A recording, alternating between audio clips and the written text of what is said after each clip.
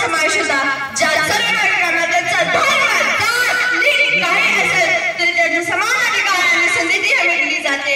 ना पूछो जमाने से कि क्या हमारी कहानी है, ना पूछो जमाने से कि क्या हमारी कहानी है, हमारी पहचान तो इसलिए है कि हम सब हिंदुस्तानी हैं, हम सब हिंदुस्तानी हैं।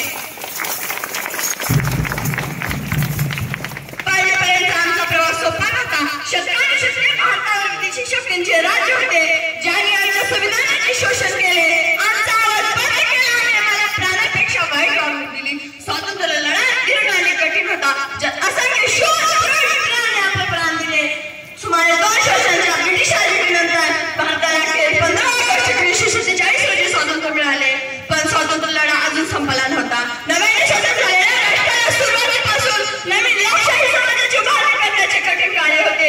त्यावेळी गरिबी, निरक्षरता आणि जातीय तणाव या आव्हानाला तोंड द्यावे लागले।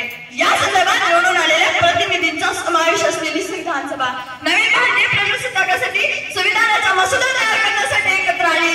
काय अफाट होते ते म्हणजे असे दस्तावेज तयार करणे जे 400 अधिक लोकसंख्येचे वैविध्यपूर्ण बहुजन संस्कृती आणि बहुभाषिक देशाचे एक प्रमुख प्रदान करेल।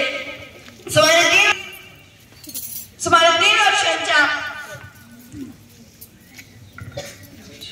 मैं भारत बरस के आदम अमित सम्मान करती हूँ, मैं भारत बरस के आदम अमित सम्मान करती हूँ।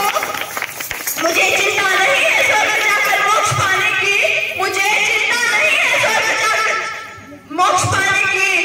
मैं तिरंगा और कफन मेरा बस यही अरमान रखती हूँ, बस यही अरमान रखती हूँ। सर्वांना पुन्हा एकदा प्रजासत्ताक दिनाच्या हार्दिक शुभेच्छा।